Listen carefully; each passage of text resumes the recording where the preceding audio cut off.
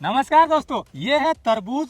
गुणों की खान है, गर्मियों का ऐसा तोहफा है प्रकृति का जो अगर हम खाएं तो बेहद ही गुणकारी होगा सेहत के लिए। तरबूज के क्या क्या फायदे हैं सेहत में ये भी बताएंगे इस वीडियो में, और साथ में आपको उमराव मांझी जो पिछले 10-12 सालों से तरबूज की खेती कर रहे हैं ये बताएंगे कि ये कैसे उगाया जाता है, क्योंकि कई बार इसके बारे में भ्रम भी फैलाया जाता है कि इसमें कुछ इंजेक्शन लगा दिए जाते हैं या इसमें बहुत सारा केमिकल डाला जाता है। इस तरह के भ्रम को दूर करेंगे उमराव मांझी। ये वीडियो हम आपको इसलिए दिखा रहे हैं ताकि आपको सेहतमंद फ्रूट्स का बेहतरीन विकल्प बता सकें, क्योंकि आजकल कोल्ड ड्रिंक्स या दूसरे ऐसी चीजें पी जाती हैं गर्मियों में जो सेहत के लिए अच्छी नहीं होती हैं। अगर इसके विकल्प के तौर पर इस तरह के फ्रूट्स हम ज्यादा खाएंगे तो किसानों का भी लाभ होगा और हमें भी अच्छी चीजें मिलेंगी। तो सबसे पहले न्यूट्रिशन साइंटिस्ट से ये जान लेते हैं कि तरबूज के सेहत में क्या गुण है, फिर आपको उमराव मांझी बताएंगे कि ये कैसे उगा रहे हैं ताकि आपको इसकी सच्चाई पता चले।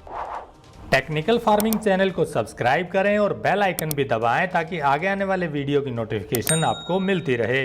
गर्मियों के मौसम में पाए जाने वाला तरबूज निसंदेह हमारे शरीर को एक नई स्फूर्ति प्रदान करता है, इसमें कोई संदेह नहीं है। तरबूज में कई तरह के पोषक तत्व पाए जाते हैं जिसकी वजह से तरबूज गुणों की खान कहा गया है।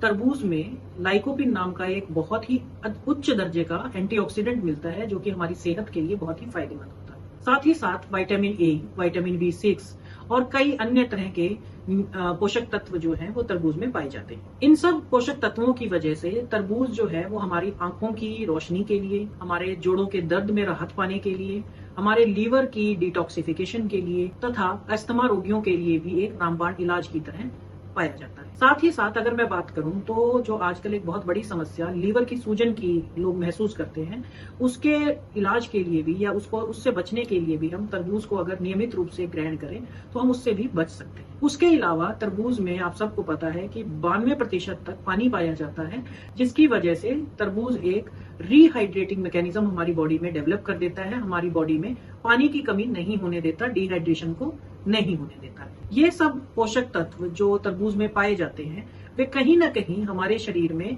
रोग प्रतिरोधक क्षमता जो है, हमारी इम्यूनिटी जो है उसको भी इम्प्रूव करते हैं, उसको भी बढ़ाते हैं। साथ ही साथ मैं आपको ये बताना चाहूंगी कि तरबूज के जो इसके अंदर जो शुगर पाई जाती है, जो इसकी मिठास है, वो डायबिटीज के रोगियों के लिए भी नुकसानदायक नहीं है। इसका ग्लाइसेमिक लोड जो है वो बहुत ही कम 2 या 5 के बीच का रहता है, लेकिन इसके साथ साथ हमें कुछ सावधानियां भी रखनी पड़ती हैं। जैसे कि तरबूज खाने से पहले हमें ये देखना चाहिए कि हमें इसको एक सीमित मात्रा में ही लेना है, इससे ज्यादा हमें तरबूज नहीं लेना है। अगर हम तरबूज सीमित मात्रा से ज्यादा लेंगे, यानी कि हम अगर अधिक मात्रा में तरबूज खाना शुरू कर देंगे तो लाइकोपिन और ये जो एंटीऑक्सीडेंट्स या जो पोटेशियम हमारी बॉडी में है वो बहुत ज्यादा हो जाएगा, जिसकी वजह से इलेक्ट्रोलाइट जो है इम्बैलेंस हमारी बॉडी में क्रिएट हो जाएगा। तो हमें ध्यान रखना चाहिए कि बहुत ज्यादा मात्रा में तरबूज हमें नहीं खाना है। तो सुना दोस्तों आपने तरबूज कितना गुणकारी है। अब ये गुणकारी फल कैसे उगाया जाता है उमराव जी से जानते हैं। उमराव जी नमस्कार। नमस्कार। इसको कैसे उगाते हैं पहले दर्शकों को ये बताइए। जब हमारा बसंत का मौसम आता है उस समय हमारी तैयार खेत में देसी खाद डाल के और इसका बीज सोइंग करेंगे और निरंतर सिंचाई करते रहेंगे तो ये आराम से होता है। और खासकर अपने दक्षिण हरियाणा और राजस्थान का तो ये बहुत ही अच्छा फ्रूट है। जो रेगिस्तान का एरिया उसमें तो आसानी से उगता है, कोई बीमारी भी नहीं आती है। और दूसरा मल्चिंग और ड्रिप से तो बहुत आसान हो जाता है। खरपतवार नहीं उगती मल्चिंग से, और ड्रिप से इसमें पानी देना आसान रहता है। और अगर हम इसको साथ साथ इसको थोड़ा थोड़ा खुराक देते रहते हैं, जो जैविक दीजिए जैविक तरीके से या रासायनिक जो करते हैं वो रासायनिक तरीके से देते हैं, तो ये बिल्कुल ही इसका साइज और ये इसकी मिठास अपने आप तैयार हो जाता है। कोई किसी प्रकार की मौसम जब आता है तो ये मीठा भी अपने आप हो जाता है, कोई किसी प्रकार की दिक्कत नहीं होती। तो आप ऑर्गेनिक उगाते हैं, आपने पहले केमिकल की तरीके से भी खेती की है, दोनों में क्या अंतर है? मतलब केमिकल वाले कैसे करते हैं, रासायनिक खेती जो करते हैं उसमें क्या डालते हैं? देखिए रासायनिक में इसमें ज़्यादा नहीं कोई ऐसा कुछ नहीं डाला जाता। DAP डाल दिया, पोटास डाल दिया और दूसरे सूक्ष्म पोषक तत्व जैसे चला दिए, बोरोन वगैरह, सल्फर वगैरह वो डाल दिया, तो उससे हम ज़्यादा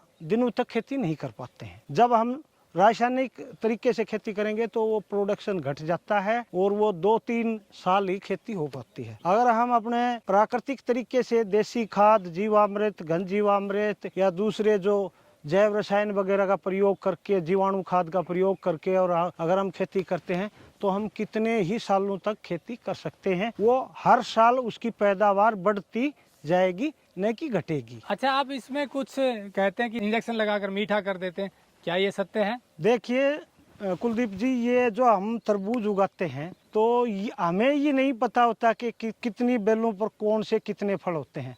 अगर किसान चाहे तो अपने सारे तरबूज एक दिन में देख भी नहीं सकता अपने पूरे खेत के, और उसको ये भी नहीं पता होता कि कितने तरबूज हैं।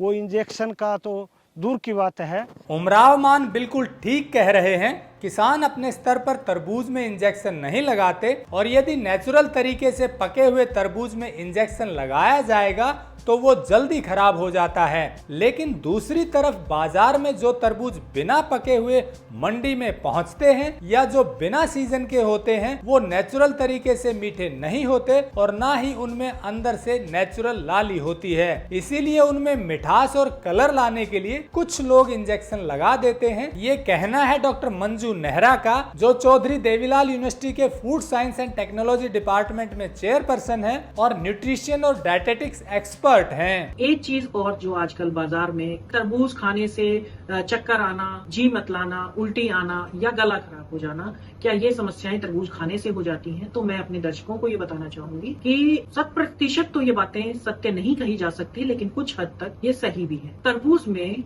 Lead chromate, methanol red, methanol yellow और अरिथ्रोसिन नामक केमिकल्स के इंजेक्शन लगाए जाते हैं ताकि उनका लाल रंग आकर्षक रहे और बना रहे, जिसको देखकर कि जो कंज्यूमर है वो उसको खरीदता। ये बहुत ही नुकसानदायक है हमारी किडनी के लिए, हमारी ओवरऑल हेल्थ के लिए। हमारी बॉडी में ये टॉक्सिन्स बहुत ज्यादा बुरी तरह से हमारी बॉडी को नुकसान पहुंचाते हैं। अब प्रश्न ये उठता है कि क्या हम किसी भी तरह से ये अंदाजा लगा सकते हैं कि क्या कोई तरबूज जो हमने खरीदा है वो टीके लगे हुए वाला है, केमिकल युक्त है या नहीं? तो मैं ये कहना चाहूंगी कि घरेलू तरीके से अगर मैं बात करूं तो बहुत ज्यादा तो नहीं इसके तरीके उपलब्ध हैं, लेकिन जो हैं वो कारगर है। जैसे कि अगर हम एक पूरा तरबूज बाजार में खरीदने जा रहे हैं तो अगर हम उसके ऊपर देखते हैं कि एक स्पॉट होता है, जो एक निशान, पूरा अगर हरा तरबूज है उसके ऊपर एक अगर सफेद रंग का धब्बा है या एक सफेद रंग का पैच बना हुआ है, तो वो सफेदी की तरफ ना होकर अगर पीलेपन और या ऑरेंजिश की तरफ है तो हम उसको ये मान के चल सकते हैं वो नेचुरल तरीके से, एक प्राकृतिक तरीके से पकाया हुआ तरबूज है। अगर हम बात करें रंग की, तो अगर हम तरबूज काटने के बाद बीच के हिस्से में कोई रुई का फाहा या कोई सूती कपड़ा लेकर उस पर दबा कर देखें और अगर उस पर किसी तरह का लाल रंग उस कपड़े पे या उस रुई पे आ जाता है तो वो केमिकली इंड्यूस्ड डाई है, जिसको कि हम एरिथ्रोसिन डाई कहते हैं, जो कि जानलेवा भी हो सकती है, वो उसके अंदर डाली गई है। तो ये कुछ छोटे छोटे तरीके हैं जिनसे हम बता सकते हैं कि ये तरबूज प्राकृतिक रूप से पकाया गया है या कहीं इसके अंदर कोई डाई तो नहीं डाली गई। जहाँ तक बात मिठास की है, तो मिठास तो हम जब उसे कंज्यूम करते हैं तो एक नेचुरल मिठास जो हमें मिलती है वो हम अंदाजा लगाकर बता सकते हैं कि ये नेचुरल है या बहुत तीखी तरह की मिठास जो कि हमारे गले में लगती हुई जाती है, जो चुभती है और गले में हमारे दर्द होना शुरू हो जाता है, तो वो तरबूज प्राकृतिक नहीं है। इसके अलावा अगर हम बात करें सीजन की, मौसम की, तरबूज को पकाने के लिए, जिसे पहले पुराने समय में हमारे किसान भाई कहा करते थे कि लू चलने के बाद ही तरबूज पक कर तैयार होते हैं, मीठे होते हैं। तो आजकल जब हम देखते हैं कि हमें दिसंबर, जनवरी, फरवरी के महीने में भी तरबूज मिल रहे हैं, तो हम ये कह सकते हैं कि वो तरबूज प्राकृतिक तरीके से पकाए हुए तो नहीं होंगे। तरबूज के लिए जो आदर्श मौसम है वो गर्मी का मौसम है। 25 डिग्री सेल्सियस से ऊपर का जो तापमान है उसमें हमारा तरबूज जो है वो प्राकृतिक मिठास देता है और प्राकृतिक रंग उसका आता है। लेकिन अगर 25 डिग्री सेल्सियस टेम्परेचर से नीचे के तापमान में भी तरबूज मिल रहा है और मीठा मिल रहा है, तो कहीं ना कहीं वो प्राकृतिक तरीके से पकाया हुआ नहीं है। तो हमें ये बातें ध्यान रखनी चाहिए। खासतौर पर शाम के समय हमें अधिक मात्रा में तरबूज नहीं खाना चाहिए। उसको खाने से पहले छोटा सा एक जो ये रंग का मैंने आपको बताया वो तरीका आजमा लेना चाहिए और उसको खरीदते समय उसके ऊपर जो पैचेस हैं वो हमें देख लेनी चाहिए। एक बहुत महत्वपूर्ण बात ये भी है कि जब हम तरबूज लाकर घर में रखते हैं 1 या 2 दिन के लिए, तो अगर उसमें से पानी के वाष्प आने लग जाएं या झाग निकलना शुरू हो जाए तो वो भी एक निशानी है कि वो केमिकली पकाया गया तरबूज है। अगर वो प्राकृतिक तरीके से पकाया गया तरबूज होगा तो उसमें से झाग नहीं निकलेगी। तो मैं अपने दर्शकों से कहना चाहूंगी कि गर्मी के मौसम में खूब तरबूज खाइए, खुल के तरबूज खाइए, लेकिन बच के रहिए इन मार्केट में मिलने वाले केमिकली इंड्यूस्ड तरबूज। तो जैसा डॉक्टर मंजू नेहरा ने बताया कि कुछ लोग बिना सीजन के तरबूज को मीठा और कलरफुल बनाने के लिए उसमें कुछ केमिकल डाल देते हैं, लेकिन किसान अपने स्तर पर तरबूज में ऐसा कुछ नहीं डालते हैं। तो किसान अपने स्तर पर ऐसा कुछ नहीं करता। हाँ, कुछ लोग रासायनिक खेती जो करते हैं वो एक्सेसिव मात्रा में चीज़ें डाल देते हैं, जैसे इन्होंने बताया सल्फर डाल देते हैं। वो अज्ञानता के कारण डालते हैं। ज़्यादा सल्फर डालने से ज़्यादा मीठा हो जाता है, तब जल्दी खराब होने की संभावना बन सकती है। ऐसा कुछ लोग करते हैं, सभी नहीं करते। जो समझदार किसान हैं वो संतुलित खेती करते हैं, क्योंकि संतुलित खेती करेंगे तो ज़मीन लंबे समय तक अच्छी पैदावार देगी। और अगर एक्सेसिव मात्रा में डालेंगे कोई भी रासायनिक खाद तो ज़मीन बहुत जल्दी एग्जॉस्ट हो जाती है, उसके न्यूट्रिएंट खत्म हो जाते हैं और वो पैदावार देना बंद कर देती है। ये इनका अनुभव है कि जिन किसानों ने ज़्यादा डाला 2 साल के बाद तरबूज उस खेत में होते नहीं। और ये पिछले 13 साल से तरबूज अपने उगा रहे हैं, क्योंकि ये रासायनिक खेती नहीं कर रहे, ये ऑर्गेनिक करते हैं। ऑर्गेनिक ना भी करें किसान तो संतुलित जरूर करें।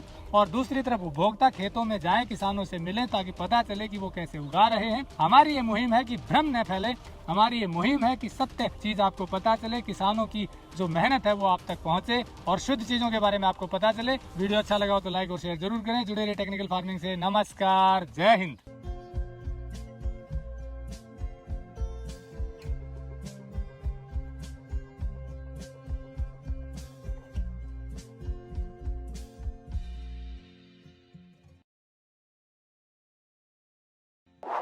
टेक्निकल फार्मिंग चैनल को सब्सक्राइब करें और बेल आइकन भी दबाएं, ताकि आगे आने वाले वीडियो की नोटिफिकेशन आपको मिलती रहे।